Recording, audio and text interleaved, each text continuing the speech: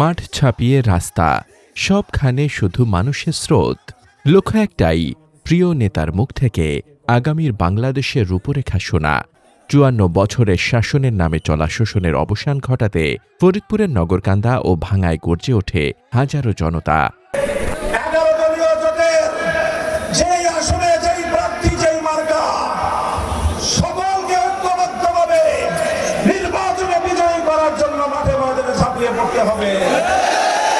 নগরকান্দা সন্ধ্যায় এখানে রিকশা মার্কা আমাদের প্রতীক, ফরিদপুর ১ আসনে দাঁড়িপাল্লা আমাদের প্রতীক, ফরিদপুর ৩ আসনে দাঁড়িপাল্লা আমাদের প্রতীক।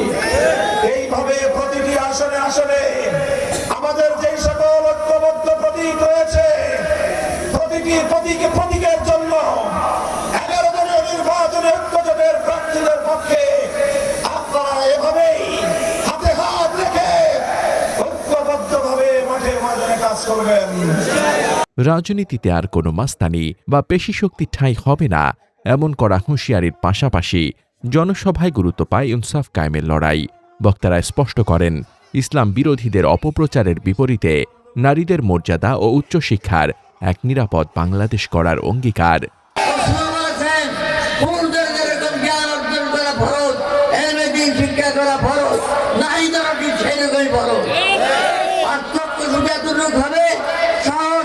থাকবে না, যার কারণে ধর্ষণ হয়, লুটপাট হয়, ইজ্জত নষ্ট হয়, ইনশাআল্লাহ সবকিছু বন্ধের ব্যবস্থা করা হবে। রিকশা প্রতীককে সাধারণ ও মেহনতি মানুষের আস্থার প্রতীক হিসেবে বর্ণনা করেন মামুনুল হক। তিনি মনে করিয়ে দেন, বড় বড় গাড়ি যখন রাজপথে অচল হয়ে পড়ে, তখন এই রিকশাই সাধারণ মানুষকে গন্তব্যে পৌঁছে দেয়। এখানে ব্যালট থাকবে কয়টা? দুটো ব্যালট থাকবে। কয়টা ব্যালট? একটা ব্যালটের মধ্যে প্রতীক থাকবে, রিকশা থাকবে, ধানের শীষ থাকবে, অন্যান্য প্রতীক থাকবে। এটা হলো সংসদ নির্বাচনের ব্যালট। এই ব্যালটে সিল মারবেন কোথায়? সংসদ নির্বাচনে সিল মারবেন কোথায়? গণমানুষের প্রতীক কি? মুক্তির প্রতীক কি? গন্তব্যে পৌঁছার নিরাপদ যানবাহনের নাম কি? এটা হলো একটা ব্যালট। আর একটা ব্যালট থাকবে জুলাই বিপ্লবের সনদের ব্যালট। সেই ব্যালটে কোনো প্রতীক থাকবে না, সেই ব্যালটে দুটো শব্দ থাকবে, একটা থাকবে হ্যাঁ আর একটা থাকবে না। আমরা এটাকে বলা হবে গণভোট।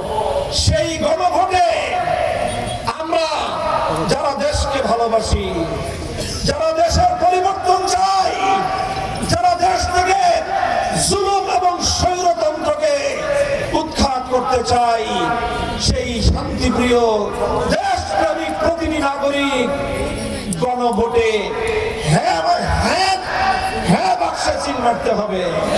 ৫ দশকের বঞ্চনার ইতিহাস টেনে মামুনুল হক বলেন, কৃষক, শ্রমিক আর রেমিট্যান্স যোদ্ধাদের ঘাম ঝরানো পয়সায় চলাই দেশে তাদেরই অধিকার সবার আগে। বৈষম্যহীন এক নতুন বাংলাদেশের স্বপ্নে বিভোর এখন ফরিদপুরের এই জনপদ। মোহাম্মদ শামীম রেজা।